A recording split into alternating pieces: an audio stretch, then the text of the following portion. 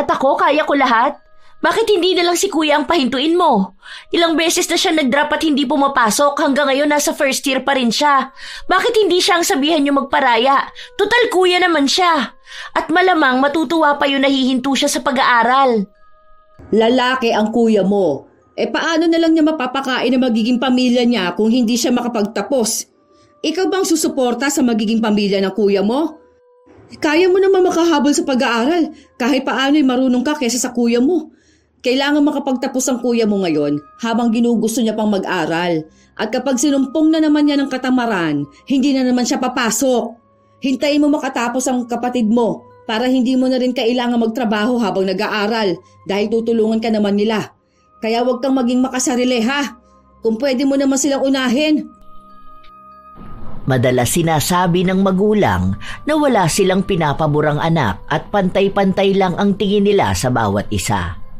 Pero bakit nga ba minsan ang pagmamahal ng ina ay nasa panganay lang at bunso? Ganon si Jing. Nawawalan siya ng atensyon at pagmamahal sa pangalawa niyang anak. Yun din ang magdadala sa kanya sa isang parusa na tiyak ay mumulat sa kanya kung bakit dapat pantay ang pagmamahal ng ina sa lahat ng anak. Magagawa niya pa kayang maitama ang mali o sadyang yayakapin na lang niya ang malaking pagbabagong dulot ng parusa ng kalangitan. Mabuti naman at dumating ka na. Bumalik ka nga ng manok at gulay sa palengke. Sana po nag-text ka kaninang pauwi ako. Ang sakit na po kasi ng paa ko eh. Pwede po bang mamaya na? Ano? Mamaya na? At ano pang madadatnan mo sa palengke mamaya? Sa tingin mo ba hihintayin ka ng palengke? Magsasarado na yon malamang. Tumayo ka na riyan at mamili ka na. Ano ulamin natin kung hihila-hilata ka dyan na akala mo pagod na pagod ka masyado? Bilisan mo! Hindi po ba pwedeng mamaya na lang? Pagod po talaga ako ngayon, ma. Kahit saglit lang, magpapahinga muna ako. Hindi mo ba talaga maintindihang wala nga tayong uulamin kung hindi ka bibili? Dahil sinasabi ko sa'yo, malilintikan ka talaga sa akin kapag wala kang nabiling ulam. Eto, pumunta ka na ng palengke. Sa halip na kunin ang pambili ng ulam, ay lumabas si Christina papunta sa kanilang kapitbahay, kung saan nakatira ang kanyang kaibigan. Pinagsasabay ni Christina ang pag-aaral at pagtatrabaho para may maipangtusto sa sarili. Dagdag na ring tulong para sa gastusin sa kanilang paaralan. Kasabay din nun ay ang pagpapanatili niya ng mataas na grado, lalo pat scholar siya. Ito ang nagiging sandigan niya para makamit ang kanyang pangarap. Dahil alam niyang kung aasa siya sa kanyang mga magulang, hindi siya makakapag-aral. Habang magkasama sila ng kanyang kaibigan, hindi niya naiwasan na maglabas ng sama ng loob. Huy, ang aga mo rito ah. Mas nauna ka pa sa may-ari. Dito na muna ako.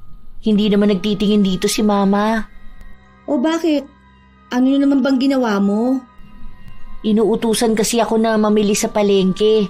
Pang-ulam nga raw namin. Para naman pala sa inyo Bakit magtatago ka rito? Tinatamad ka bang lumabas? Samahan kita para sabay na tayong mamalengke. Hindi naman sa ganun. Andun sina kuya sa bahay, nagsi-cellphone lang. Tapos ako, kakagaling ko lang sa trabaho. Masakit pa nga yung paa ko dahil maghapong nakatayo. Nagsiserve sa tao dahil kapag Friday, ang daming tao. Tapos pag uwi ba naman sa bahay, hindi man lang ako makapagpahinga kahit saglit. Ako na rin yung uutusan. Okay. Sige na. Dito ko na lang pala muna magpahinga. Diyan ka muna. Magpapalit lang ako ng damit. Matapos saglit na magpahinga ay tumulong din ang dalaga na magluto sa bahay ni Lilia. Doon na rin siya nakisabay kumain kasama ang pamilya ng kaibigan. Matagal na silang magkaibigang dalawa, kaya para na rin siyang kapamilya kapag naroon siya. Hindi siya itinuturing na ibang tao. Pakiramdam nga ni Christina, mas masaya kapag nasa bahay siya ng iba kaysa sa sarili nilang bahay. Maghahating gabi noong bumalik sa kanilang bahay si Christina dahil alam niyang tulog na ang mga tao ng ganong oras. Dahan-dahan pa niyang binuksan ang pinto at agad lumusot papasok para hindi magising ang ibang natutulog. Kahit kumain na siya, nagbabaka sakali siyang naalala man lang natirhan siya ng pagkain. Sinubukan niyang buksan ang mga nakatakip na kaldero at kahit na loob ng ref ay wala siyang natagpo ang pagkain para sa kanya. Kaya dumiretso na lang siya sa kanyang kwarto para magpahinga. Kinabukasan, habang masarap ang kanyang tulog. Ano, hindi ka pa tatayo dyan? Anong oras ka na naman ba umuwi kagabi, ha? Kababae mong tao, gabi-gabi ka na umuwi. Kung saan-saan ka nagpupunta, dinaig mo pang pokpok. Tumayo ka na dyan. Bakit po? Mamaya pa naman po ang pasok ko Maaga pa naman po. 8:00 pa lang Prinsesa ka ba rito sa bahay? Tumayo ka na nga at maghugas ng plato. Tambak na naman ang hugasin sa lababo. Bumangon ka na nga dyan. Tadyakan pa kita eh. Kahapon po ang toka ko. Si Carla na po ngayon. Kagabi pang hugasin yon. O anong tingin mo? Kami maghuhugas niyan, ha? Pinapabili ka ng ulam, hindi ka bumili. O anong gusto mo? Hindi kami kakain dahil sa'yo. Aba naman. Bilisan mo kumilos at na makapagluto na ako ng agahan. Kukupad-kupad ka dyan. Akala ko po kasi hindi kayo nakakain kasi walang pagkain sa mesa. Walang tinira sa akin. Hindi ka hihintayin ng pagkain. Wala ka rito, kaya wag mong asahan na may madadatnan ka. Gusto mong tirahan ka namin, hindi ka nga mautusan. Aba, Christina, mahiya ka naman sa amin, hoy. Anong gusto mo? Pag-uwi mo, handa na pagkain mo at pagsisilbihan ka pa namin? Mama mo ko, hindi ka tulong. Ay siya, bumangon ka dyan at kumilos ka na. Ang tamad-tamad dito. Wala nang nagawa pa ang dalaga kundi ang sumunod. Matapos nilang mag-agahan, nag-ayos na rin si Christina para pumasok sa trabaho. Ang kanya namang kuya ay tambay sa computer shop, lalo na kapag wala itong klase. Habang ang bunso naman nilang kapatid, minsan ay nasa labas o kaya naman ay nasa kwarto lang maghapon. Malambing ang bunso nilang babae sa kanilang ama, kaya naman siguro madalas paboran nito at kahit anong luho ay handang ibigay. At dahil nag-iisang lalaki ang panganay, sadyang laging pinagbibigyan ng kanilang ina. Kahit pa nga 3 beses na itong umulit sa pag-aaral at hindi makaalis sa unang taon sa kolehiyo, pilit pa ring pinupursige na makatapos. Pero sadyang walang hilig sa pag-aaral ang kuya ni Christina dahil kung hindi sa computer shop ang tambay, nasa loob lang ng bahay at naglalaro naman sa cellphone. Sadyang sa 3 magkakapatid, si Christina ang walang kakampi. Ang walang may paborito. Ilang araw pa ang lumipas, nagkasalubong ang 2 magkaibigan habang may bitbit na 2 galon si Christina na iigiban niya para sa inumin nila. Sa tuwing nagkikita sila, alam na ni Lilia ang lalabas sa bibig ng kaibigan. Sama ng loob sa kanyang pamilya. Hindi man lang mautusan ni Mama si Kuya. Paano sinasabi niya takot daw sa tao? Kaya ikaw ang magbibitbit niyang iigibin mo? Be, babae ka. Kung kami nga sa bahay nagpapadeliver. Sanay naman na ako. 2 lang kasi itong iigibin ko kaya walang free delivery. Kung hindi ko naman to gagawin, di pare-pareho kaming uhaw, di ba? Hindi naman pwedeng inumin yung sa gripo. Ikaw nag-iigib niyan. Dapat iyo lang. Uminom sila sa gripo. Hindi rin pwede. Nagluloko kasi siya ni Kuya kapag sa gripo kinuha. Oh, bakit hindi nilang siya ang pag-igibin ninyo? Lahat na lang ikaw ang gumagawa Yaan mo na. Andito naman na rin ako Ay, ewan ko sa'yo. Isabay mo na nga lang yan sa amin, kesa naman magbuhat ka pa. Ang layo-layo niya, no? Sa bahay mo na lang yan kunin, total lagi ka naman nasa amin. Hayaan mo na lang muna sa kuya mo. Tara, dun ka na muna sa bahay tumambay. Hindi ka kargador, ano? Mamaya magkalus-lus ka pa dyan Nakakahiya naman. Pero salamat Mababawasan yung pagiging maton ko. Kaya nagsisiputian mga kapatid mo kasi ikaw ang laging nasa labas. Buti na aasikaso mo pa pag-aaral mo niyan. Sakto lang. Passing grade naman. Hindi pa sang-awa. Hindi rin ganun kataas. Pero pasok pa rin sa scholarship. Maganda yan para makatapos ka na at makahanap ng mas magandang trabaho. Marami pa naman naghahanap ng office work ngayon. Kesa naman ganyan na ultimo pagbubuhat ng tubig ikaw ang sumasalo. Pag nakatapos na ako, magsasarili ako ng bahay at lahat ng gusto kong kainin, bibilin ko. Tapos maghihilata ako sa bahay hanggang anong oras ko gusto. Parang ganun kay Carla. Kaya galingan mo sa pag-aaral para makapagtapos ka kaagad. Akong naiinis sa'yo. Grabe ang pagiging people pleaser mo. Pagka-uwi ni Christina, naabutan niya si Carlo na naglalambing sa kanilang ina na mistulang nagpapakisuyo para dagdagan ang perang binibigay sa kanya. Mabulaklak ang mga salita, sinabayan pa ng pagkukunwari na masipag, kaya nagbabaka sakali rin si Christina na kapag ginaya niya yon, makakakuha rin siya ng pabor sa ina. Pero nang yakapin niya ito, itinulak lang siya palayo. Ang init-init, dikit ka ng dikit. Maligo ka na nga muna at amoy araw ka, hoy. Ano ba kailangan mo kasi? Ma, pwede bang maghanda tayo sa birthday ko? Outing lang tayo. Kahit konti lang handa. Mauuna ang birthday ng kuya mo. Huwag kang magplano ng sayo. Saka natin yung pag-usapan. Isang buwan mahigit lang ang pagitan ng kanilang kaarawan. Hindi nakakapaghanda kapag si Christina na ang may kaarawan dahil laging nauubos ang pera sa handaan ng kanyang kuya Carlo. Hanggang sa lumipas ang ilang mga linggo at sumapit na rin ang kaarawan ng kuya ni Christina. Halos lahat ng kamag-anak nila mula sa Cebu ay mga imbitado. Masyadong enggrande ang handaan kahit na sa dagat ito ginanap. Malaking pera ang nailabas ng kanilang ina para lang mapasaya ang panganay na anak. Nag-arkila ng sasakyan para sa mga kaibigan nito at lahat ay halos malunod sa dami ng pagkain. Masaya ang bawat usapan. Walang ibang nangyari kundi ang pagbibida ni Jing sa kanyang panganay na anak na mistulabang isa itong tao na sobrang daming karangalan na natamo sa buhay. Hanggang sa lumipas pa ang ilang araw, si Christina naman ang lumapit sa ina. Ma, may nakita na po akong pool. Mura lang po ang cottage, wala pang 500. Oh, para saan na naman yan?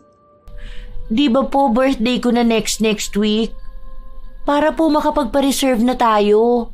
Mga kaibigan ko lang naman po ang iimbitahan ko Tapos wala naman akong gaanong kaibigan. Gastusan na naman ang iniisip mo. Hindi pa nga tayo tapos sa binabayaran nating utang Kasi simula ko lang maghulog nitong nakaraan. Ngayon iniisip ko na naman ang budget. Nagsabi na po ako sa inyo nung nakaraan pa. Minsan lang naman po to Saka kung iniisip niyo po ang gastusin, may ipon naman po ako. Dagdag na lang po natin. Saka hindi naman po maraming handa ang gagawin ko. Kahit pansit lang po tapos 2 putahe ng ulam. Ano ba, Christina?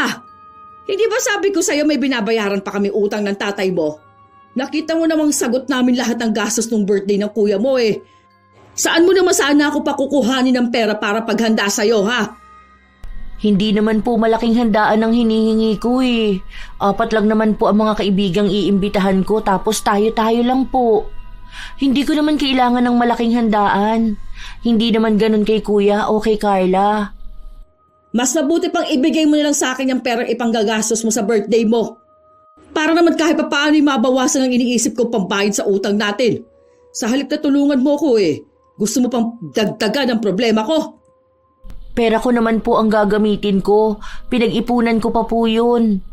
Ang tagal na po kasi nung huling naghanda tayo na birthday ko. Naaalala ko, 15 pa lang po ako nun Magto-21 na po ako. Sige na ma, ngayon lang po para maimbitahan ko rin si Kevin. Sino na namang Kevin yan? Kaibigan ko po. Umuwi kasi ang mga magulang niya sa probinsya. Para lang sa lalaki, gagastos ka? Anong klaseng utak yan? Lalandi ka na nga lang ibabaon mo pa kami sa utang. Po, ma, kaibigan ko lang yun. Gusto ko lang naman magkaroon kami ng picture na magkakaibigan. Kasi kapag umalis na siya, hindi ko alam kung kailan ulit kami magkikita. Birthday ko naman po Hindi naman po ako laging humihiling sa inyo, ngayon lang. Sige na ma, pagbigyan niyo na po ako. Saan mo nga kami pakukuhanin ng pera para dyan sa luho na yan? Nagsusuka ba kami ng pera na kapag isang hingi mo lang makapagbibigay na kami agad? Kahit pera mo yan, tingin mo, hindi na kailangan magdagdag. Gusto mo pa ng pool? Gaano ba kalaki ang ipon mo?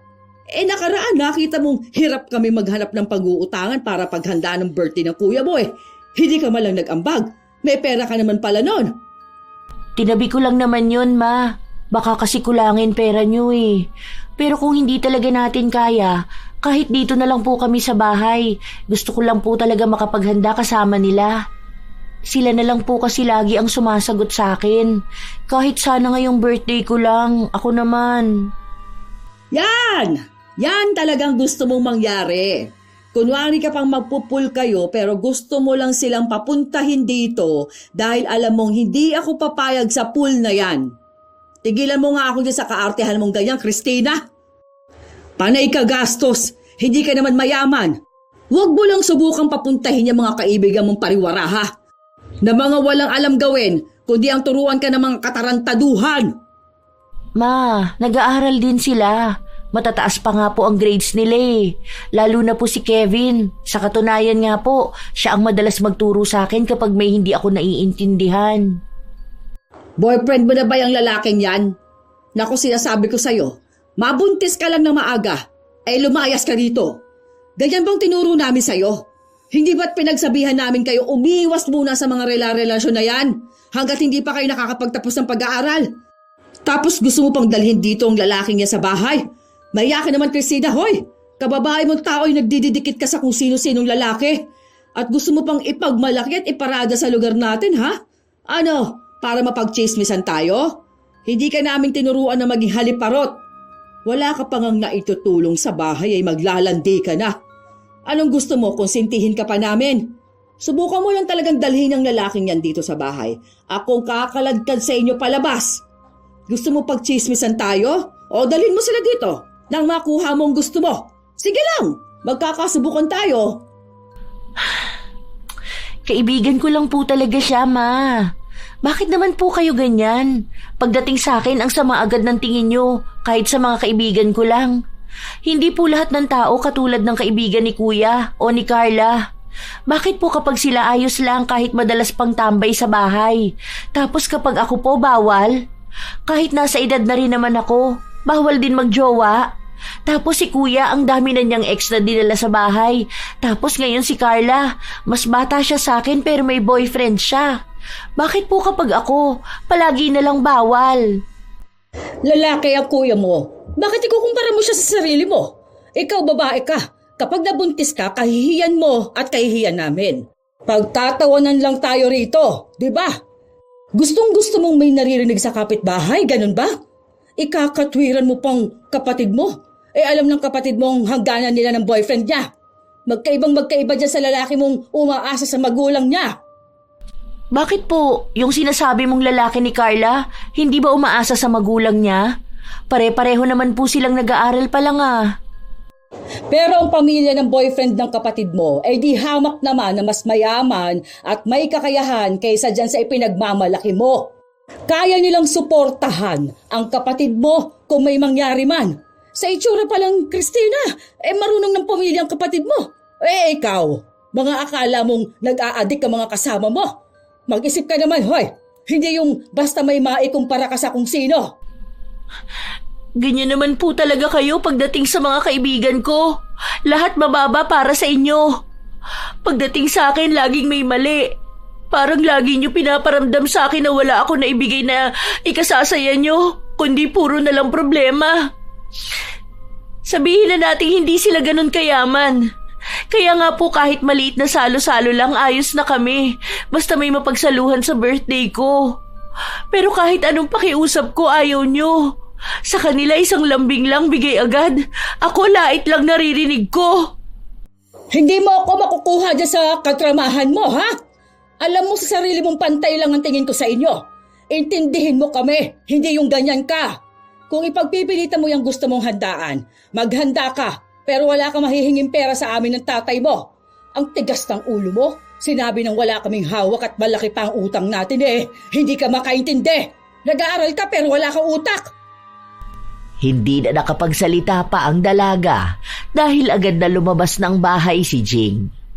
Nang sumunod na linggo, nakuha rin ni Christina ang handaang gusto niya kahit isinabay lang ito sa kaarawan ng nobyo ni Lilia. Salamat ate.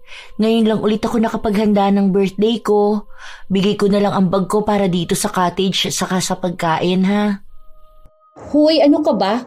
Maliit na bagay lang to. Kung tutuusin, late na nga ng ilang araw para masabing celebration mo to, no?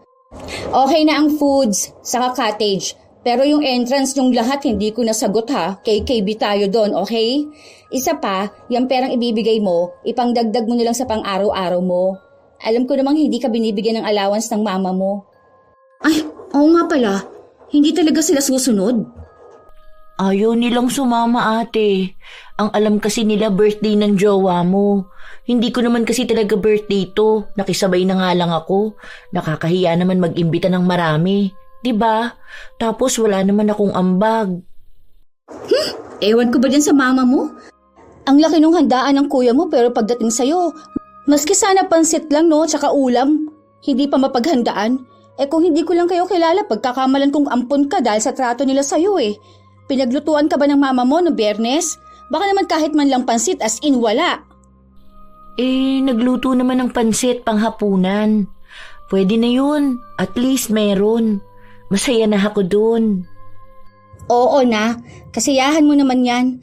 Alangan kontrahin ko pa no. Ikaw naman ang anak niya at hindi ako. Pero kasi nakakainis lang Ay nako, pumunta ka na nga sa mga kaibigan mo. Baka may masabi pa akong hindi maganda sa mama mo. Baka sa akin ka pa magalit. Baka tayo pa mag-away. Kaya napagkakamalang ate kita kasi ang bait-bait mo sa akin. Love you ate. Ang alam lang ni Christina ay masaya siya. Masayang nakikipaglaro sa pool kasama ang mga kaibigan.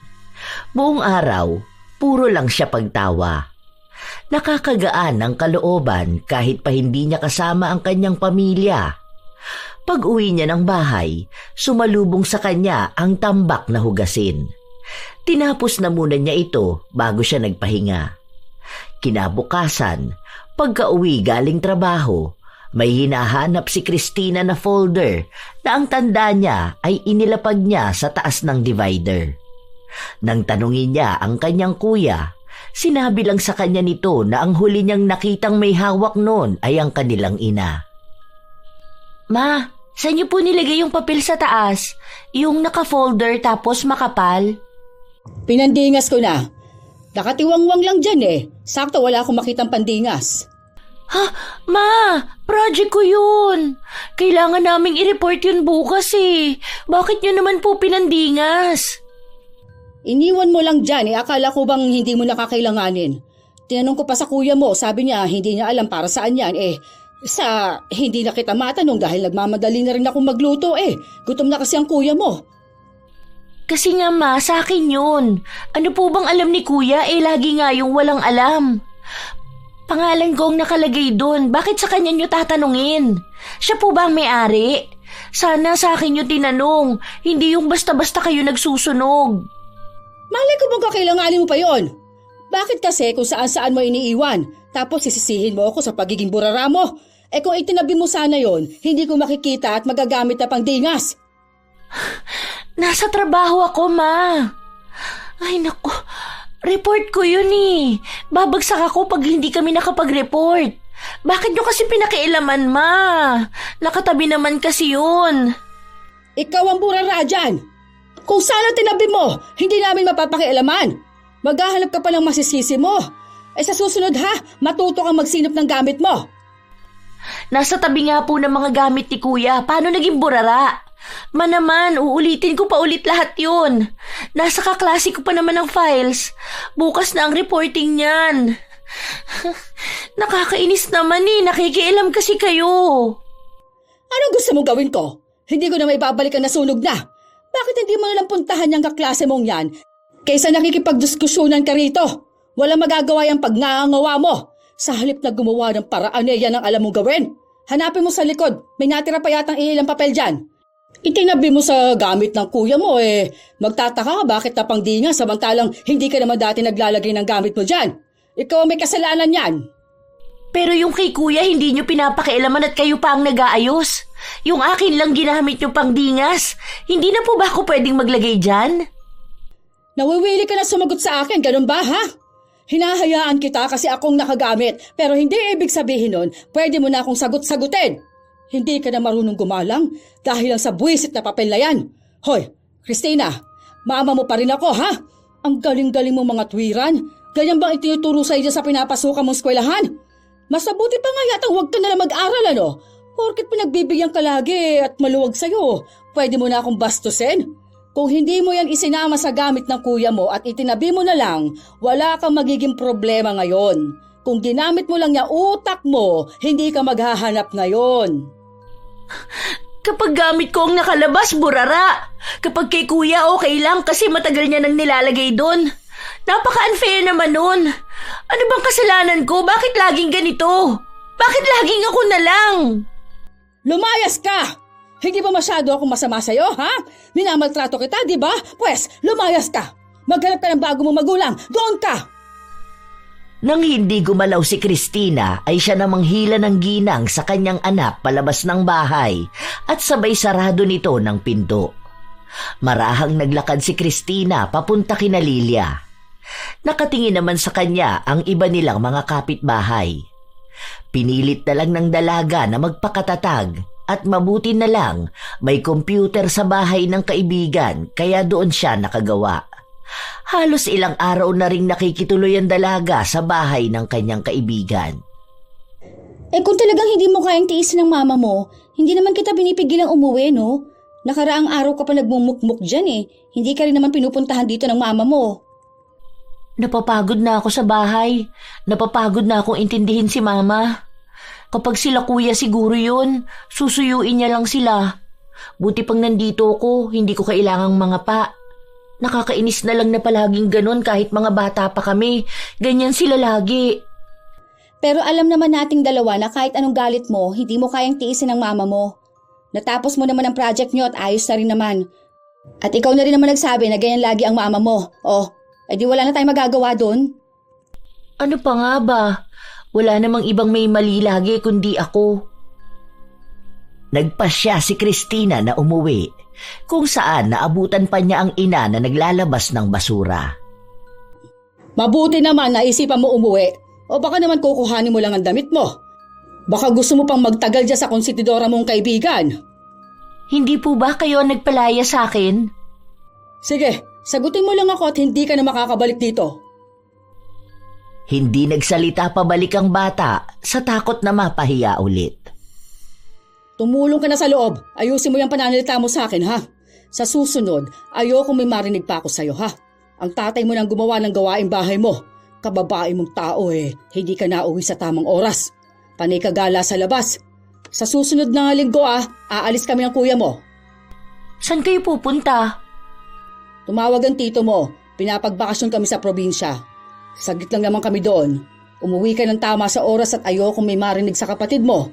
Maging responsableng ate ka naman. Kayong dalawa lang ni Kuya? Maiiwan ng tatay at kapatid mo. May ginagawa pa kasi sa school nila si Carla.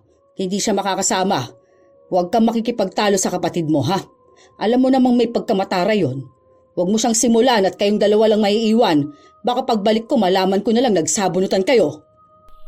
Hindi naman ako ang nagsisimula Kung tumutulong sana yung tamad na yan, hindi naman kami magtatalo. Ano ka mo? May sinasabi ka ba dyan? Ano yan binubulong-bulong mo? Wala po. Wala po to. Ilang araw pa ang lumipas na natili pa rin sa kanilang bahay ang dalaga. Doon pa rin siya umuuwi. Hanggang sa isang araw, pag-uwi niya ay naabutan niya ang ina na nag-eempake na ng gamit nito. Ma, sama ako. Wala naman na po akong pasok. Pwede na akong sumama sa inyo. Hindi nga pwede. Kulang ng pampamasahe natin. Isa lang ang kaya ko maisasama. Isang beses pa lang po yata ako nakasama doon. Lagi na lang si kuya ang sinasama mo. Baka pwedeng ako naman ngayon, ma. Dagdagan nyo na lang ako para sa pamasahe. May hawak pa naman ako rito. At anong gagawin mo doon? Alam mo namang isang kwarto lang ang matutulugan namin, di ba? Tsaka napag-usapan na namin to ng tatay mo. O isa nyo na lang ang mag-aasikaso ng bahay kung sasama ka rin. Tsaka lalaki ang kuya mo kaya matutulungan niya ako sa mga bitbitin ko pa uwi. Eh maiwan ka na rito at may maitulong ka pa. Hindi naman gala ang gagawin namin dun eh. Bibisita lang kami sa mga lolo't lola ninyo pati sa iba pa natin mga kamag-anak. Nagbubuhat din naman ako. Kaya ko kayong tulungan. Para makilala ko rin ang iba nating kamag-anak. Sina Kuya at Carla lang halos kilala nila. Kahit nga po kapag bumibisita dito, hindi nila ako makilala. Baka nga po kapag nakasalubong ko sila, baka daanan lang nila ako. Huwag ka nang matigas ang ulo, ha? Eh di papakita ko sa kanilang mukha mo. Dadagdag isipin ka lang sa akin eh. Maiwan ka na lang dito kasama ng tatay at ng kapatid mo. Mas maaasahan ka pa rito. Ma, sige na po. Ako na lang ang isama nyo. Bantayan mo na lang ang kapatid mo at tulungan mo ang tatay mo sa gawain niya rito. Nagkakaintindihan ba tayo? Ha? Huwag ka namang ulit. Hindi na rin naman magbabago pa ang isip ko. Sige na nga po. Pasalubungan nyo na lang po pala ako. Ganun na lang. Kahit anong gusto mo, uuwian na lang kita. Makinig ka lang sa tatay mo palagi at huwag kang magpapasaway. 2 linggo ring wala sa kanilang bahay ang kanilang ina, kaya ang lahat ng gawaing bahay ay naiwan kay Christina. Tuwing umuuwi galing trabaho, siya rin ang magluluto ng makakain nila. Minsan na may labahin ang inaasikaso. Lahat siya ang may gawa, habang ang kapatid niya ay palagi namang nakahilata lang. Nang umuwi na sina Jing, agad na sumalubong si Carla para kunin ang lahat ng pasalubong na bitbit nila. Maghahati-hati na kayo dyan, ha? Nasaan yung akin? Sabi nyo bibilan nyo ako. Ang dami na nga niyang inuwi ko eh. Ano pa bang gusto mo? Puro paborito lang ni na Kuya at Carla ang nandito eh. Eh yung sa akin po, iba rito hindi ko pa kinakain. Kinulang ang dala ko. Manguha ka na lang dyan. Hindi naman mauubos yan ng mga kapatid mo. Para naman yan sa lahat. Bakit pagdating sa akin, lagi na lang kulang ang pambili nyo? Pwede ba, Christina? Kararating ko lang, pagod ako, ha? Kung gadramahan mo na naman ako dahil hindi nasunod ang gusto mo, wag ngayon. Ang mahal ng gusto mong ipabili. Hindi tayo mayaman na lahat ng gusto mo mabibili ng basta-basta. Diyos ko, kararating ko lang, sisimulan mo na naman ako. Kapag ginusto mo, ginusto mo! Hindi na lang kumibo ang dalaga dahil wala namang mangyayari kung makikipagtalo siya sa ina. Hanggang sa lumipas pa ang ilan pang mga buwan, nakapagtapos sa pag-aaral ang kanilang bunsong kapatid na may karangalan ding nakuha. Kaya naisipan ng pamilya nila na maghanda. Imbitado ang halos lahat ng kakilala at kamag-anak nila mula pa sa mga probinsya nila. Kaya't naisipan ding imbitahan ni Christina ang kanyang kaibigan para kahit paano'y may kasama siya sa okasyong yun. Oh, buti pumayag mama mo na magdala ka ng kaibigan mo. Kala ko ba ayaw niya sa amin? May magagawa ba siya sa'yo? Ang lapit-lapit lang ng bahay niyo tapos hindi kita iimbitahan. Subukan niyang hindi ka papuntahin at baka mapagchismisan kami. Ang laking handaan na naman ito. Baka naman lubog na naman kayo sa utang niyan, ha? Kinuha ni Mama ipon ko, pangdagdag daw sa gastusin. Pinadalan kasi ng tita ko si Mama nung nalamang nasa top nga daw si Carla. Eh bakit kinuha niya pa ipon mo kung napadala naman na pala siya? Pangbili daw ng regalo kay Carla. Kasi nagastos niya ang pera pambili ng cellphone ni Kuya. Hay nako, sobra-sobra naman sa luho mga kapatid mo. Aminin mo nga sa akin, totoo bang anak kanila? Pati ipon mo binigay mo lahat eh. Ay, kung kapatid mo ako na talaga sasapok sa'yo. Pati dyan sa mga yan. Nagtabi naman ako ng para sa akin kasi ngayon lang nagpunta dito ibang kamag-anak namin kaya pinagbigyan ko na si Mama. Hindi ko rin kasi sila ganun kakilala. Hindi ka naman nakikihalubilo sa kanila. Hanggang tingin ka lang. Tapos na. Kaya lang sabi kasi ni Mama si Carla ang dapat nakikisama sa kanila dahil siya ang nagse-celebrate. Dapat siya ang bida. Tapos nasa kaibigan niya lang din naman siya. Bahala kayo? Ang gulo? Nakilala naman na nila ako eh. Hinahanap nga ako ni Tita Esther. Nang magsidatingan ang mga kumare ni Jing mula pa sa ibang lugar, agad niya itong pinaupo sa katabing lamesa nila Christina at doon nakipagkwentuhan. Dinig ng dalawa ang usapan ng kabilang lamesa na pinagdidiskusyonan ang nakababata niyang kapatid. Mabuti na lang daw at nagmana ang bunso nila sa kanilang ama na marunong sa eskwelahan. Pinupuri din nila ang kagandahan ng dalaga na nooy nakabistida. Mukha nga raw itong isang anghel at pinagpala si Jing sa kanyang anak na babae. Binanggit din ng isang babae si Christina matapos na makita itong nasa kabilang lamesa lang. Hay nako, kita mo? Puro kain lang ang alam gawin yan. Ni hindi nga tumulong sa pagkain ng mga bisita. Hindi ko rin alam kung saan nagmana ang itsura niyan eh. Baka sa parte ng tatay niya o kaya doon sa iba naming kamag-anak. Ang itim-itim. Laging tambay sa labasan kaya ayan, nasunog. Tigas-tigas naman kasi ng ulo niyan. Magpapangalawang taon pa nga lang yan sa kolehiyo eh. Samantala mag-21 anyos na. Eh yung panganay ko siguro ang kahawig ko. Ayun sa loob ng sala. Medyo mahiyain lang kasi yon. Pero napakamasanuring bata. Ang bait at ang lambing. Ang ibang nakikinig naman ay sumasang-ayon lang sa ginang habang panay ang puri sa mga kapatid ni Christina. Pinahinto niyo ako tapos ako pa rin ang may kasalanan. Sige na, ako na ang pangit sa pamilyang to. Naku, wag mo nilang pansinin. Ikaw naman, hindi ka pa nasanay sa mama mo. Alam mo namang makapanganay yan, no? Dito pa kasi tayo umupo eh. Ito na lang kasi yung may bakanting upuan eh. Saka hindi ko rin naman alam na dito sila pupwesto.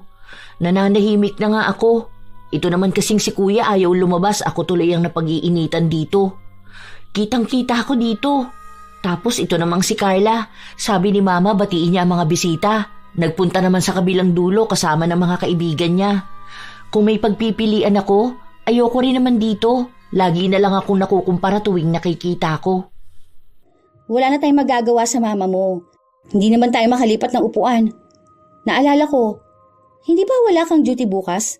Gusto mo sumama sa amin magpunta ng bayan? Maglilibot at kakain na rin siguro sa labas. Hindi pwede, may gagawin ako bukas.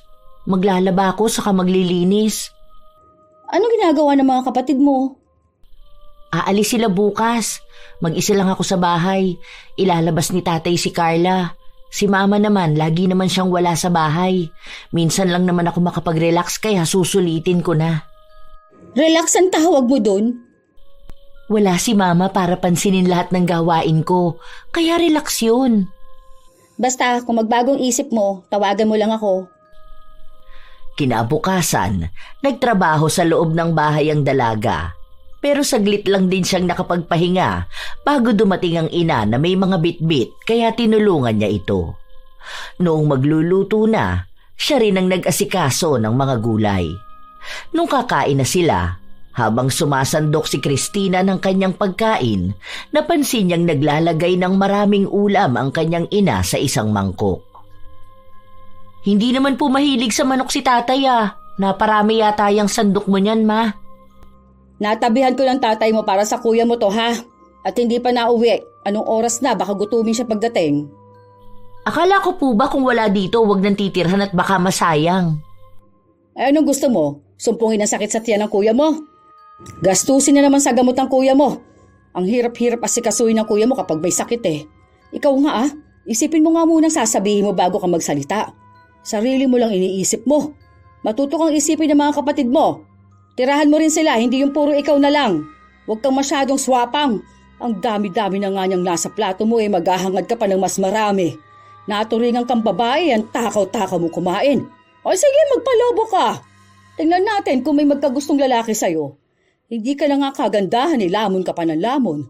Ang kuya mo o kalalaking tao doon, Madaling magutom at malakas kumain kaya kailangan may madatnan siya. O anong gusto mo? Magluluto pa siya ng madaling araw.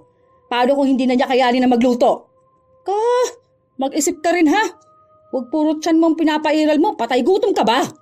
Hindi ka naman pinagugutuman dito bakit ganyan ka mag-isip? Wala nang tamang lumalabas sa bibig mo.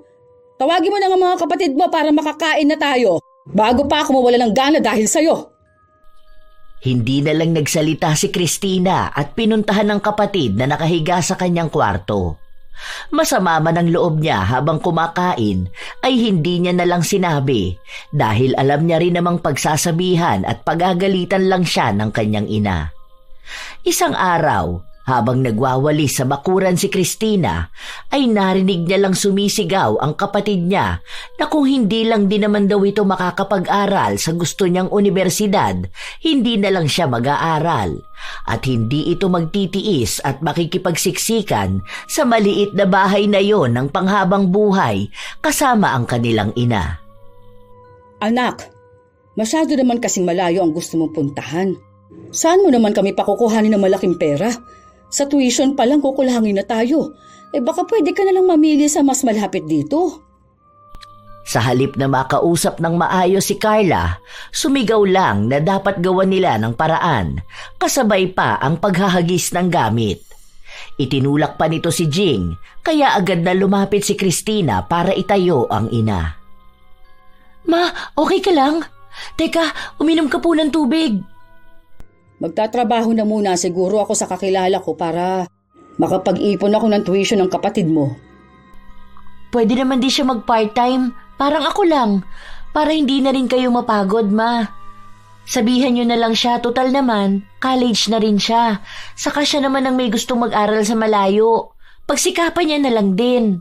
Kung gusto niya talaga yon, dapat siyang gumawa ng paraan. Kung ako nga kaya ko alam kong kaya niya rin yun.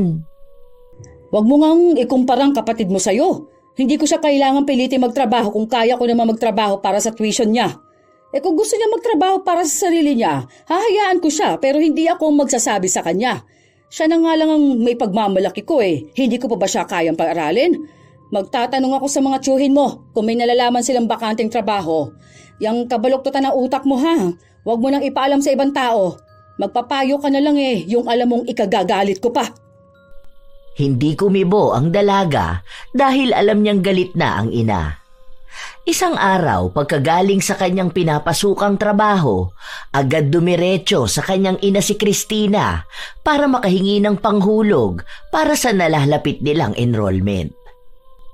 Wala tayong hawak ngayon. Baka pwedeng tumigil ka muna sa pag-aaral para makaluwag naman tayo sa gastusin. Bakit po? Ngayong taon lang naman. Makakaipon rin ako sa susunod na taon para sa pang-e-enroll mo. Yung perang gagamitin mo, idadagdag ko na lang muna sa pang-araw-araw na gastusin. Bakit naman po? Huwag kayong mag-alala, kapag nakatapos naman ako, makakapagbigay ako ng mas malaki pang pera sa inyo. Matutulungan ko na kayo. Mabilis lang naman po ang taon, huwag niyo na po akong pahintuin. Konting tulong lang naman po ang hinihingi ko. Hindi ko na kasi kaya magsabay-sabay kayo sa pag-aaral. Alam mo namang buong binabayad kong tuition sa kuya mo. Tapos ngayon magkokolehiyo na rin ang kapatid mo. Paano kami ng tatay mo dyan? Tapos dagdag pang gastusin sa bahay at mga utang na binabayaran. Pwede naman silang kumuha ng scholarship. Kahit samahan ko na lang sila para makapag-aral kami pare-pareho. Hindi kasi talaga pwedeng huminto ako ngayon, ma. Halos lahat ng mga kaibigan ko third year na ngayong pasukan. Ako na lang ang nahuhuli. Huminto na nga rin si Jessa para sa akin.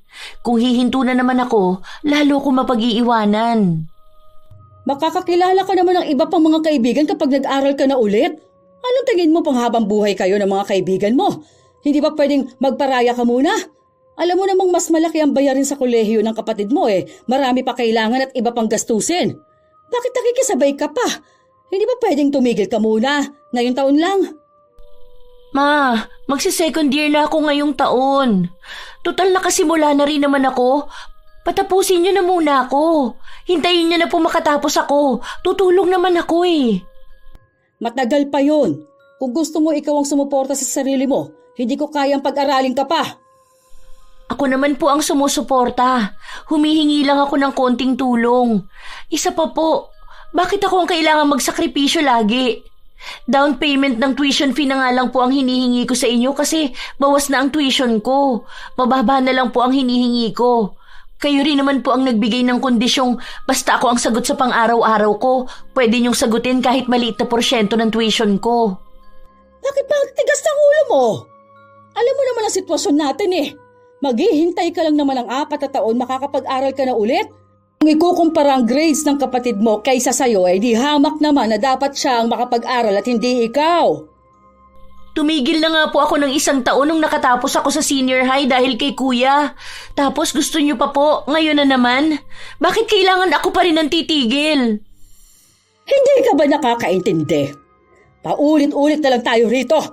Kulang nga ang sinasahod ng tatay mo para sa pangtustos natin, dadagdag ka pa.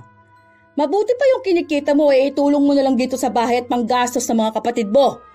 Puro sarili mo na lang ang iniisip mo. Unahin mo naman minsan ang mga kapatid mo. Hindi kami nagpalaki ng gahaman sa pamilya, ha? Matuto ka namang magbigay. Bakit si kuya? Kahit magpa-scholar, hindi mo pinilit para kahit paano sana makakabawas din yun ng bayarin natin. Bakit laging ako? Hindi nyo na nga pinagtatrabaho si kuya, tapos ako kailangan tumusto sa lahat ng gastusin ko sa school. Ang daya naman po. Mababa ang grades ng kuya mo para makakuha ng scholarship. Kahit gustuin ko man, hindi niya kakayanin. At alam mo namang sakitin ng kuya mo, hindi niya kakayanin ng pagsabay ng pag-aaral at pagtatrabaho. At ako, kaya ko lahat? Bakit hindi na lang si kuya ang pahintuin mo? Ilang beses na siya nag-drop at hindi pumapasok, hanggang ngayon nasa first year pa rin siya. Bakit hindi siya ang sabihan niyo magparaya? Total kuya naman siya. At malamang matutuwa pa yun nahihinto siya sa pag-aaral. Lalaki ang kuya mo. Paano niya lang mapapakain na magiging pamilya niya kung hindi siya nakapagtapos? Ikaw bang susuporta sa magiging pamilya ng kuya mo? Kaya mo naman makahabol sa pag-aaral kahit paano marunong ka kaysa sa kuya mo. Kailangan makapagtapos ang kuya mo ngayong habang ginugusto niya pang mag-aral at kapag sinumpong na naman niya ng katamaran, hindi na naman siya papasok. Hintayin mo makatapos sa mga kapatid mo para hindi mo na rin kailanganin magtrabaho habang nag-aaral dahil tutulungan ka naman nila. Kaya huwag kang maging makasarili, ha? Kung pwede mo naman silang unahin. At magiging utang na loob ko pa yun? Kahit ako ang pinapatigil mo? Ako na lang lagi ang kailangang umintindi sa inyo. Kahit mangutang na lang ako para lang makapagtapos sa pag-aaral, basta hindi ako titigil. O tapos ano? Kami magbabayad ng utang na yan? Dagdag ka sa sakit ng ulo? Gusto mo maperwisyo kami dahil sa patong-patong na utang at interes, ha? Ganyan na ba kakita ng utak mo dahil lang sa kagustuhan mo makipagsabayan sa mga kaibigan mong walang ibang ginawa kung hindi ang magbulakbol? Sila na lang lagi ang sinisisi mo. Bakit ang mga anak mo hindi mo pagawa ng paraan? Bakit ayaw niyo akong patapusin sa pag-aaral? Bakit ako ayos lang na hindi makasabay sa mga kaklase ko? Para maging alila niyo at may magsilbi sa inyo kasi walang silbi ang mga anak niyo? Ayusin mo yung pananalita mo. Ina mo pa rin ako, kaya kahit anong mangyari, ako pa rin ang masusunod. Responsibilidad mo ang pagtulong sa bahay. Hindi ka namin pinalaki para maging batugan at pabigat sa amin. Sana sila na lang ang naging anak nyo para wala kayong ibang pinoproblema. Para hindi nyo na kailangan magtuon ng atensyon sa akin at gumastos para sa akin. Total, pabigat lang naman ako sa inyo. Kahit nasa ampunan ako, mas masaya pa siguro kaysa dito na kailangan ko pa magmakaawa bago ko magawa ang kahit anong bagay na gusto ko. Sana hindi na lang kayo naging magulang ko. Napakahirap yung pasayahin. Natigilan magsalita si Christina matapos na sampalin ng kanyang ina. Ingrata ka? Wala kang galang? Walang habas yung dila mo? Maghanap ka ng magulang na kaya kang pagtiyagaan. Tingin mo ginusto namin na ikaw ang maging anak namin, ha? Magpasalamat ka at kaming naging magulang mo. Nabigyan ka namin ng maayos na tirahan at may nakakain ka. Agad din namang umalis ang dalaga sa kanilang bahay dahil hindi na niya kaya ang pagtatalo na yon. Sa bahay ng kaibigan niya muna siya nagpalipas ng sama ng loob. Oh, bakit namumulay ang pisngi mo? Nasaktan ka na naman ba ng mama mo? Ano bang nangyari? Pinapahinto na naman kasi ako ni Mama dahil mag-aaral na raw si Carla. Nasampal niya ako. Gusto niya magparaya ako. Paano naman ako? Gusto ko na rin makapagtapos at makahanap ng maayos na trabaho at sariling bahay na malayo dito. Wala ba akong sariling buhay at pangarap? May gusto rin naman ako marating sa buhay, hindi yung nagsisilbi ako at nagpupunas ng mesa. Bakit laging ako ang kailangan magsakripisyo? Kahit sa gawaing bahay, ako pa rin ang kailangan gumawa. Si Kuya na laging nakatambay lang sa bahay, hindi niya inuutusan. Si Carla wala ring ginagawa.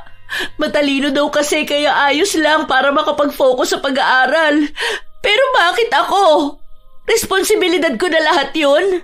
Kung hindi pala nila ako kayang buhayin, sana pinamigay na lang nila ako kaysa ganito ang ipaparamdam nila sa akin.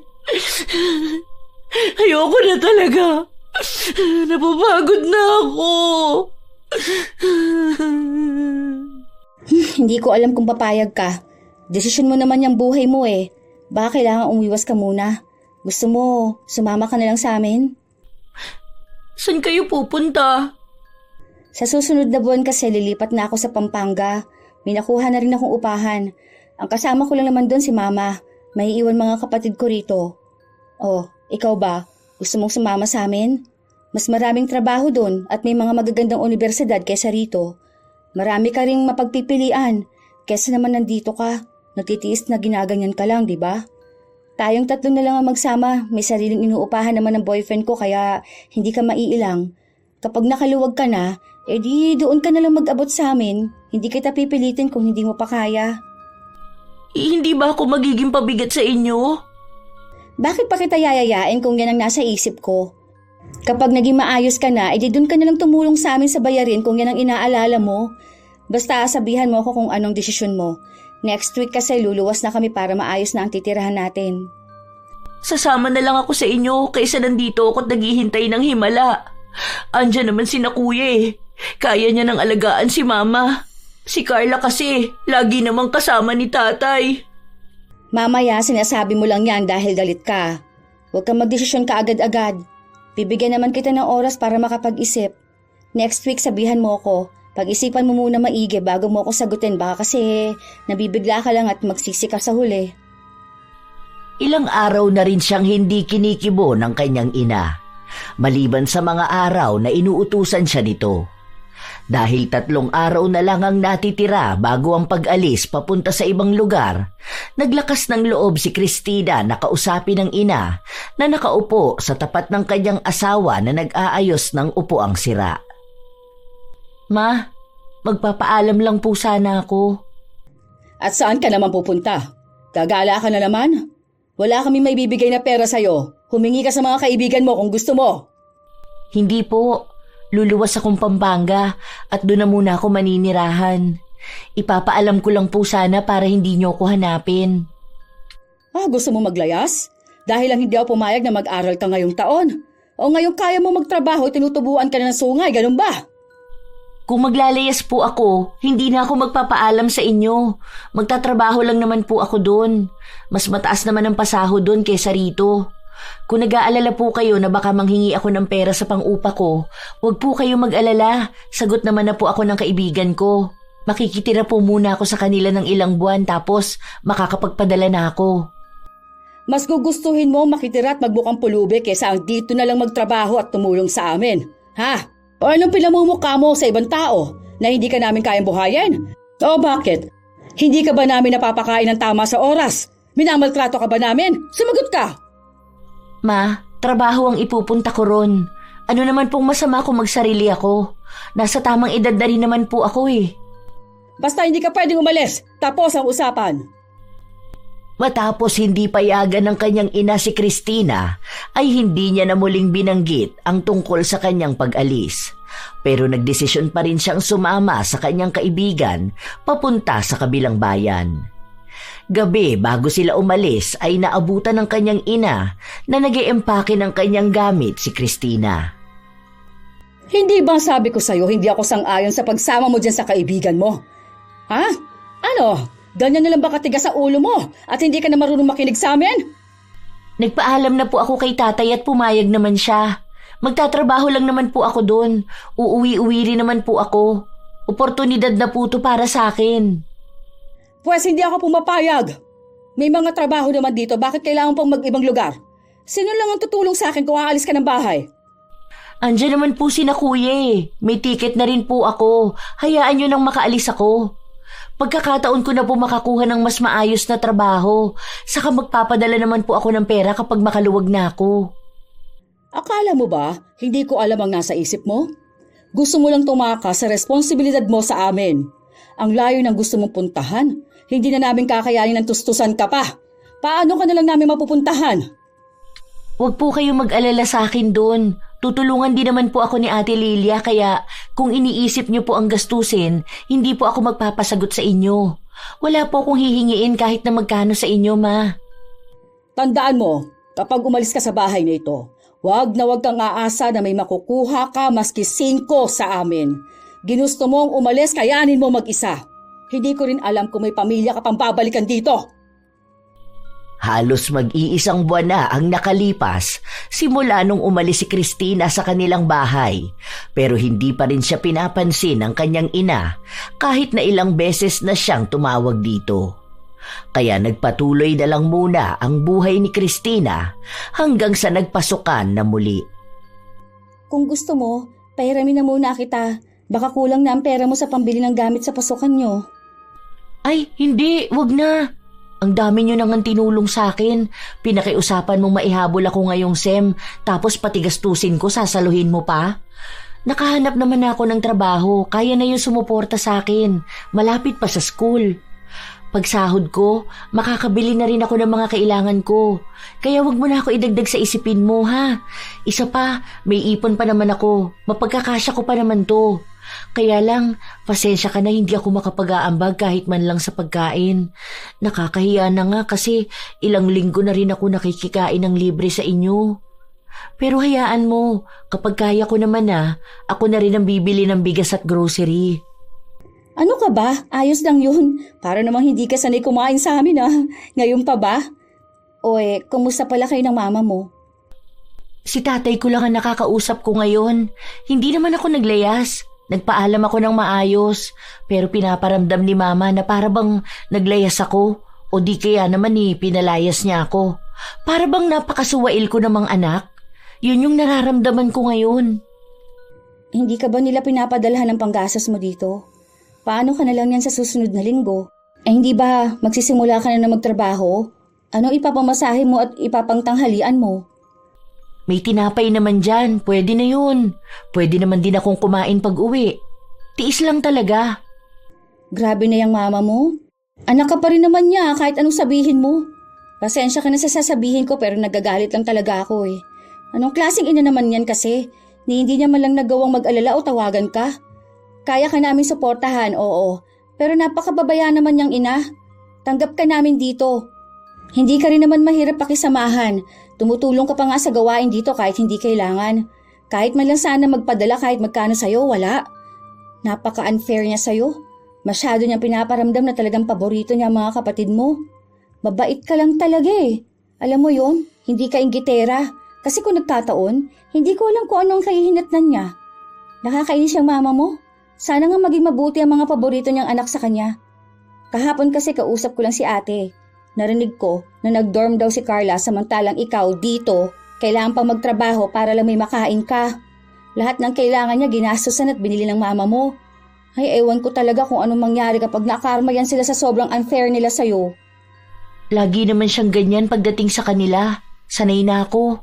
Kaya nga sumama na lang ako sa inyo dahil ganyan. Kahit sumama ang loob ko, wala naman akong magagawa. Kapag si kuya ang ginabing umuwi, madalas tinatabihan niya na agad ng pagkain, kahit nakaunti na lang ang matira sa amin. Bakit hindi mo sabihin sa tatay mo yan? Para naman kahit papaano siya magbigay sa'yo. Si tatay kay Carla nakatuon ng pansin.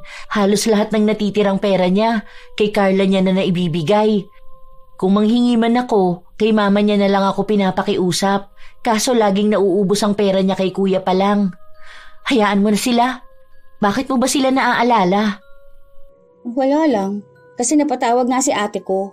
Ayun, napag-usapan namin na para daw kasing hindi ka tumutulong sa mga kapatid mo. Kailangan daw nila ng allowance. Kinulang daw kasi ang hawak nilang pera sa dami ng gamit na kinailangan ng kapatid mo. Nagtatanong siya kung kumusta ka na dito at kung nakahanap ka raw ba ng trabaho para daw naghihintay ng padala mo yung pamilya mo doon sa inyo. Mabuti na lang at nandito na ako. Kahit anong gawin ko kasi doon, wala pa rin. Nahihirapan na akong suyuin sila. Halos mag-iisang taon na ring hindi nakauwi si Christina sa kanila dahil masyado itong naging abala sa kanyang pag-aaral at pagtatrabaho. Ang mga bakanteng araw niya naman ay ginugugol niya sa pagtulong kina Lilia. Hindi rin naman sila masyadong nakakapag-usap ng ina, lalo na't hindi pa rin sila nagkakaayos. Gusto mo bang sumabay sa amin pauwi? Birthday kasi ni Lolo maghahanda daw si na Tito kaya pinapauwi kami. Total, bakasyon nyo naman, baka gusto mong sumama. 3 araw lang naman tayo dun, tapos babalik rin agad tayo. Hindi rin naman ako pwedeng mawala sa trabaho kung matagal Magpapaalam na pala ako sa boss ko para makapagpa-substitute ako. Ang tagal ko na rin kasing hindi nakauwi sa amin Hindi ko rin naman makausap si Mama. Madalas kasi akong pagod. Tuwing araw ng sahod ko lang sila nakakausap kapag nagpapadala ako. Hindi ko rin alam kung okay na ba kami. Sa paglipas ng mga araw, muli na namang nakabalik si Christina sa kanilang lugar. Dahil inabot sila ng gabi, kina Lilia na lang muna nakitulog si Christina. Kinabukasan, habang tumutulong siya sa pag-ayos ng mesa at upuan, ay naririnig niya ang mga bulungan ng ibang tao matapos dumaan ang kanyang kapatid. May nangyari ba? Hindi ko na sinabi sa'yo kasi alam kong gipit ka rin. Pero nung nakaraang buwan lang kasi, nahuli ng pagbibigay ng perang mama mo kay Carla. Naputulan daw kasi silang ilaw, kaya yun ang inunang binayaran ng mama mo. Inutang niya pa nga ang pambayad sa ate ko. Pinagdududuro at pinahiyaraw ng kapatid mo ang mama mo sa labas Ang sabi niya, kapag nagkatrabaho siya, huwag siyang aasahan ng mama mo na may makukuha siyang pera dahil ang kinikilala niya lang na magulang ay ang tatay mo. Tutal, palamunin lang din naman daw siya ng tatay mo. Bihira na lang din umuwi ang kapatid mong yan pero kung uuwi man, magdadala lang ng labahin tsaka hihingi ng allowance, ganun daw. Tapos nagsimula na sila magkaroon ng chismis na baka yun na raw ang naging karma ng mama mo. At hinayaan lang ni Mama na sagutin siya ng ganun? O ano namang magagawa niya? Mas matapang at suplada ang kapatid mo. Kapag pinupuntahan nga raw siya dun sa inuupahan niyang bahay hanggang dun lang daw sa likod yung mama mo Minsan kasi sinamahan ni ate yan si mama mo na maghatid ng gamit at pera sa kapatid mo. Si ate pa nga ang pinalapit niya kasi nakakahiya raw kasi ang itsura ng mama mo. Tapos ang laki palagi ng kailangan niyang pera para sa gastusin niya sa kolehiyo. 5 uniforme nga agad ang ipinabili niya sa tatay mo dahil hindi niya kaya maglaba pagkatapos mag-aral. Naku, pasalamat siya at hindi akong kapatid niya, baka nasa bunutan ko siya. Kumusta naman si Kuya? Ay naku, isa pa yung kuya mo. Alam mo bang huminto na naman siya sa pag-aaral? Madalas nang lasing umuwi sa inyo. Nakaraan lang nagbasag ng gamit. Natamaan pa nga ang mama mo mabuti na lang daw hindi ganong kalalim. Sinagot-sagot din ng kuya mo ang mama mo. Kesyo, ang malas niya raw na naging magulang ang mama mo. Ang pangit na raw, mahirap pa. At kung hindi naman pala niya kayang ibigay lahat ng gusto nila, bakit binuhay pa siya na para lang madamay sa paghihirap ng pamilya ninyo? Para lang ba daw matamatahin ng mga kamag-anak ninyo matapos nilang malaman na wala siyang ginagawa sa bahay nyo at nakatambay lang, palamunin. Ewan ko ba sa mga kapatid mo? Kasalanan din naman kasi yan ng mama mo Masyado niya kinonsinti mga kapatid mo. Baka kontranato niya lang sila kung paano kanya tratuhin. Baka sakaling mas matino sila ngayon. Naawa lang ako sa mama mo. Mula daw kasi nang umalis ka, wala nang ibang naggawa sa gawaing bahay kundi ang mama mo lang. Tapos kung pahiyain at ikahiya siya ng mga kapatid mo, sobra. Tingnan mo nga, halos lahat ng kapitbahay alam nangyayari sa inyo. Tatay mo naman madalas hindi nauwi kasi panay OT. Para lang may maipambayad kayo. Hoy, mamaya sinasabi ko sa'yo to tapos iwan mo ang buhay mo sa Pampanga para tulungan dito ang mama mo Ayusin mo, maayos na ang sitwasyon mo doon. Hindi kita pinipilit na tumira kasama namin dahil ang gusto ko. Pero lalong hindi rin kita dinadala sa maling landas, no? Hindi porket tanggap kita, kukonsintihin ko yung pagkamartir mo. Hindi ko sinasabing tiisin mong mama mo. Mama mo yun. Pero maawa ka sa sarili mo. Tandaan mo, ikaw ang magdadala ng buhay mo. Hindi pa nga ako tapos sa pag-aaral ko. Bakit naman ako magsistay rito? Nakakuha na nga ako ng mas magandang trabaho ron. Mabuti na yon na nagkakalinawan tayo. Tapusin mo muna ang pag-aaral mo, pagkatapos kung ano man ang maging desisyon mo sa buhay pagtapos nun, hindi kita pipigilan. Baka isakripisyo mo lahat ng pinagpagura mo dun tapos makikita na naman kitang umiiyak ha. Tama na nga to. O ano, sa amin ka ba matutulog mamaya? Uuwi na muna ako. Namimiss na raw ako ni tatay eh. Halos 1 taon din akong hindi nakauwi sa amin. O basta yung usapan natin, 3 araw lang tayo dito. Sasabay kang pabalik sa amin. Nagdesisyon na umuwi ang dalaga. Pagpasok ni Christina sa kanyang bahay, nadatnan niyang naghuhugas ng plato ang kanyang ina. Ang dati magandang pagkakapusod ng buhok nito tuwing gumagawa ng gawaing bahay ay napalitan ng magulong pag-ikot ng ipit. Nangayayat na rin ito at halata na hindi naging masaya sa mga nagdaang panahon. Mabuti naman at naisipan mo umuwi. Ang akala ko nakalimutan mo lang may bahay kang uuwian. Hindi niyo nga po sinasagot ang tawag ko eh. Wala na akong cellphone. Nasira kasi ang gamit na cellphone ng kuya mo kaya hiniram niya na muna yung akin. Oh, kumusta ka naman doon? Ayos lang po. Bakit hindi na naman pumapasok si kuya? Magtatrabaho na lang daw ang kuya mo. Mabuti rin yun at nang makatulong sa gastusin. Wala na talagang ganang mag-aral ang kuya mo. Kaya hindi ko na siya pinilit. Kaya lang medyo baon pa tayo sa utang sa kapatid mo. Hindi ka na po ba galit sa akin? Kumain ka na ba? Nag-iwan ako ng pagkain sa ref. Inayos ko na rin ang kama mo. Tulungan ko na po kayo dyan. Wag na, kumain ka na lang. Mabuti pa nga noong nandito ka kahit paano may kasama ako sa paggawa ng gawaing bahay. Sabi ko naman po kasi sa inyo, utusan nyo rin sila eh. Napakatamad ng mga kapatid mo. Madalas lang akong makarinig ng hindi maganda sa kuya mo. Kaya hinahayaan ko na lang kaysa masaktan ko siya. Ginagaya ka na nga rin ng kapatid mo. Lumalabas na lang ng bahay kapag ayaw sumunod. Si Mama, ako na naman ang nakita. Anong araw ka aalis? Babalik ka pa ba doon? Bakit? Na-miss mo ba ako? Wala kang ibang mapagalitan kaya naaalala mo ko, no? Kung hindi ka rin naman talaga ubod ng sotel. Ano? Babalik ka pa ba? Sa susunod na araw pa naman po. Aalis pa kami ni Jessa bukas eh. Dalian mo na palang kumain dyan at nang makatulog ka ng maaga. Kinabukasan, nakipagkita ang dalaga sa kanyang mga kaibigan, kaya gabi na rin itong nakauwi sa kanila. Habang nagpapahinga, pumasok sa loob ng kwarto si Jing. Kumusta naman kayo ng kaibigan mo? Wala silang sinabing masama sa'yo, Ma. Huwag ka mag-alala.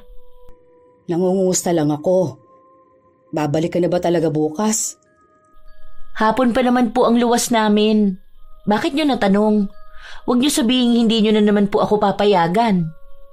Mukha namang masaya ka doon, kaya bakit pa kita pipigilan? Ang importante sa akin maging maayos ka lang. Hindi pa po ba kayo matutulog? Gabi na, tulog na rin yata si tatay. Nasa labas pa ang tatay mo kausap si Bunso. Kuya mo naman hindi pa umuuwi. Okay. Good night po. May sama ka pa rin ba ng loob sa amin ng tatay mo? Hindi kumibo ang dalaga at tinitigan lang ang kanyang ina. Pasensya ka na sa lahat ng mga nasabi ko. Napagtanto kong sumobra ako ng mga nasabi sa'yo nung nakaraan. Alam kong nasasaktan ka pero hindi mo pa rin nagawang tiisin kami rito. Pasensya ka na kung hindi mo naramdamang mahal ka namin. Kahit kailan hindi ka naging pabigat sa akin. Marahil may mga oras na mainit lang ang ulo ko at may nasasabi akong hindi maganda sa'yo pero sana malaman mong anak pa rin kita at mahal kita. Kung nararamdaman mo man na hindi kami patas, siguro dahil alam kasi namin ng tatay mo na marunong kang umintindi sa inyong magkakapatid. Kung hindi mo na gustong umuwi at makita ako maiintindihan ko naman. Pero sana huwag mong kakalimutan na bahay mo pa rin ito.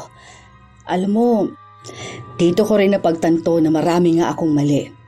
Baka ito na yung sinasabi ng mga tao sa akin. Sa sobrang hindi ko patas bilang ina, nakarma na ako. Yung mga iniingatan kong anak pala ang karma ko. Ang hirap ng ganito.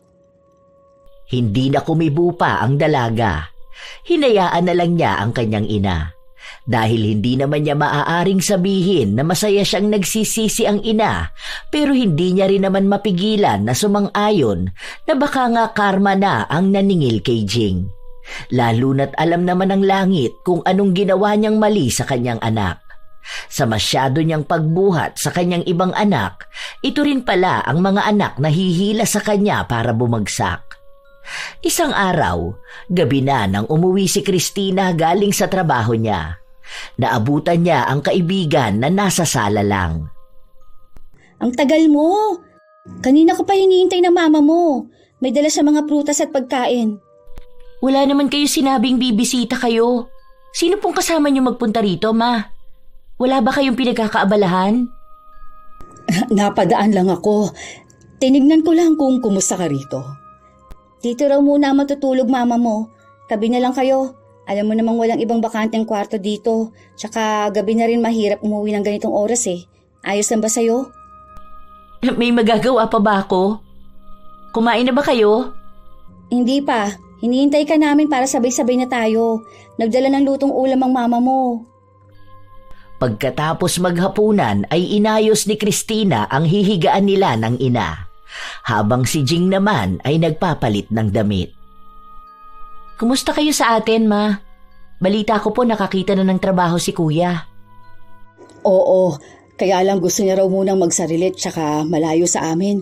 Kaya nga kulang din ang sinasahod niya sa pagkain at upa pa lang ng bahay eh. Eh ikaw ba?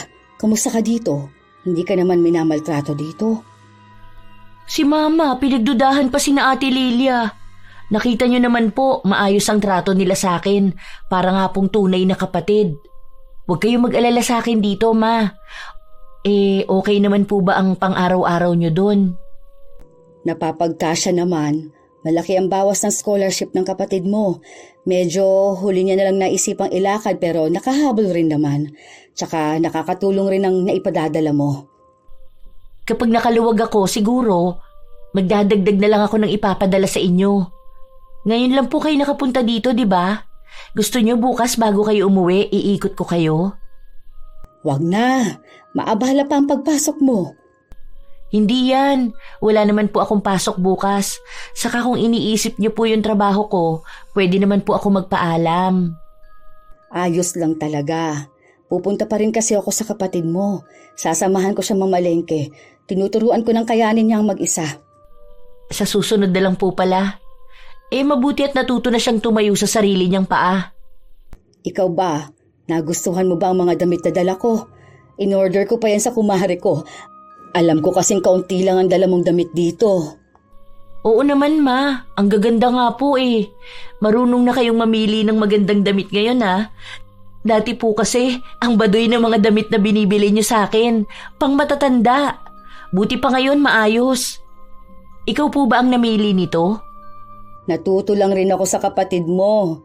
Madalas ko kasing sinasamahan na mamili ng damit niya kaya naisipan kong bumili na rin ng para sa'yo. Kinakausap na po ba kayo ni Carla? Hindi ka naman na po niya binabastos. Nandyan naman ang tatay mo tsaka ayos na kami ngayon. Pagtapos ko siyang pagsabihan, kahit paano yung nakinig naman at may galang na rin kahit kaunti. Maganda rin na nanirahan siya mag-isa. Natuto na rin siyang tumulong sa gawaing bahay. Dahil doon ay madalas na ang pag-uusap ng mag-ina. Hanggang sa lumipas pa ang panahon, pinauwi ng kanyang ina si Christina noong araw ng kaarawan niya dahil naghanda ng kaunting salo-salo ang ginang. Nadatnan na lang ni Christina sina Jessa at iba pa niyang kaibigan na naghihintay sa kanya. Habang ang kanyang ina naman ay nakikipagkwentuhan sa mga kumare at kamag-anak nila. Oo nga, nahiyang yata sa Pampanga at lalong gumaganda ang anak ko. 1 taon na nga lang din at makakapagtapos na siya. Napakabait na bata niyan. Biruin niyo bang siyang nagpaaral sa sarili niya?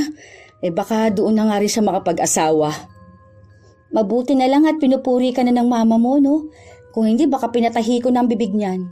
Kung masama lang isip ko, baka sabihin ko pang kung wala ka sigurong na itutulong sa mama mo. Hanggang ngayon, hindi ka niya tatatuhin ng ganyan. Kung hindi lang yan tinamaan ng karma baka hindi rin niya nagbago, no?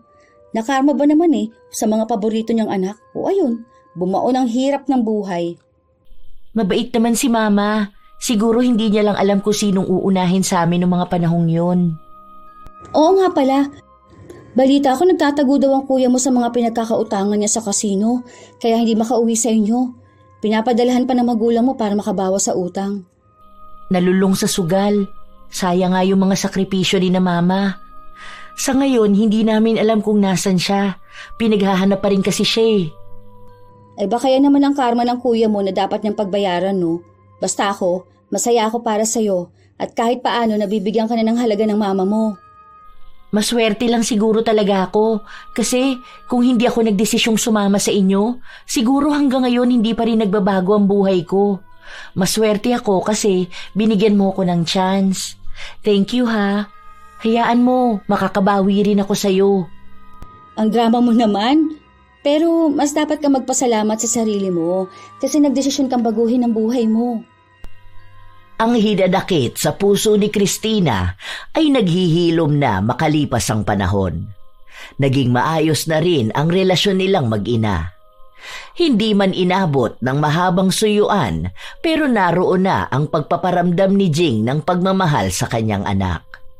Nagpatuloy ang buhay ni Christina sa malayo, kasama pa rin si Lilia at doon na rin siya nakakilala ng lalaking lubos naman ang pagmamahal sa kanya. Kahit na nagkaayos na ang mag-ina, si Jing naman ay nagbabayad pa rin ng kanyang mga pagkakamali. Ang karma na pumataw sa kanya ay hindi na lumubay pa. Lalo na ang problema sa panganay niyang anak na patuloy pa rin ginagawa ang kasalanan. At ang bunsong anak na hindi pa rin tuluyang kontrolado. Minsan talaga, ang pagbabayad ng karma ay hindi madaling mawala, lalo na kung nakatatak na sa langit ang pagkakamaling nagawa. Minsan talaga, may mga magulang na hindi nila alam na may paborito na silang anak. Hindi man nila sinasadya, halata ito sa paraan ng kanilang pagpabor sa mga salitang mas magaan kapag para sa isa at sa mga salitang mas mabigat kapag para sa iba. Ang iba'y ipinagtatanggol kahit mali, habang ang isa naman ay kailangang magpaliwanag kahit wala namang kasalanan. Sa ganitong sitwasyon, unti-unting nabubuo sa puso ng anak ang maraming hinanakit. Ang tahanan ay dapat maging lugar ng kalinga, hindi kompetisyon. Ang mga anak ay hindi dapat pinag-aagawan ang atensyon ng magulang dahil tungkulin ng magulang na iparamdam na pantay ang pagmamahal sa lahat. Sana'y maunawaan ng mga magulang na ang mga anak ay may kanya-kanyang paraan ng pagpapakita ng pagmamahal at hindi dapat ikumpara ang isa sa iba. Tandaan na ang pagiging mabuting magulang ay hindi nasusukat kung paano mo nagagawang bigyan ng pansin ang iisang anak, kundi ang pagbibigay ng pantay na pagmamahal sa bawat isa.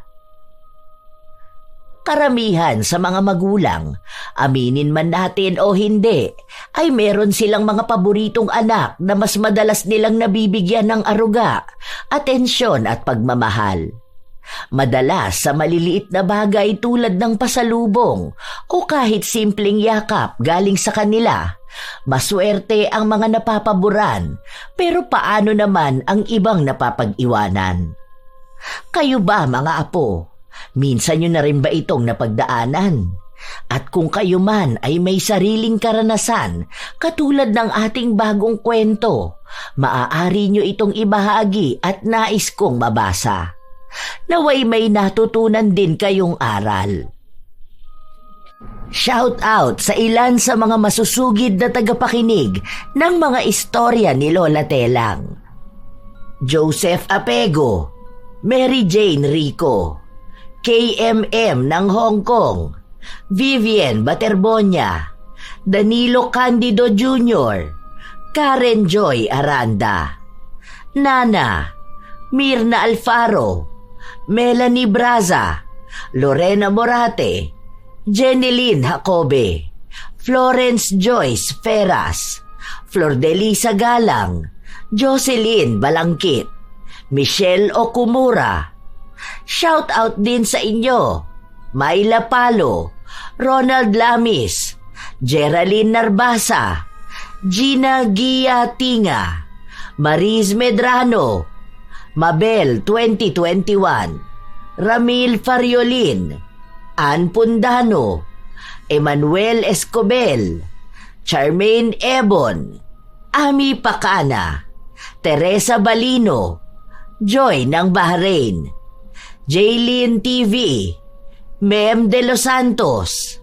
Shout out din sa inyo mga solid kong apo, Razon Yao, Milrose De Mate, Jaime Constantino, Pureza Tagiwalo, Gaminil Francisco at sa kanyang asawang si Dadanil Francisco, Arvid Shane Hoiberg Channel, Irish Abela Tuazon, Mike James Tapak, Will Maleses, Leonisa Cobo, Jenny Suzuki, Sydney Crosswind, Supladang Pasaway, Lovely Rose Roa at Princess Rain Roa Alawami, Kimpoy Feliciano, Hazel Fiesta, Marida Lightworker, Gia Gigi, Francisco Deng, Jeremy Saranillo Francisco, Matt Sarol, Mel Santarita, Esteli Reyes at sa Reyes family ng Marikina City,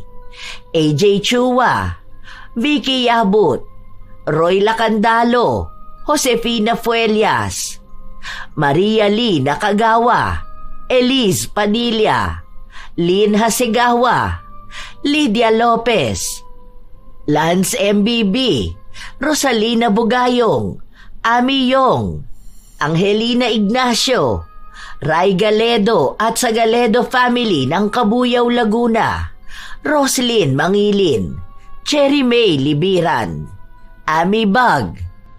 Ito ang inyong Lola Telang at maraming salamat sa palagi ninyong pakikinig mga apo.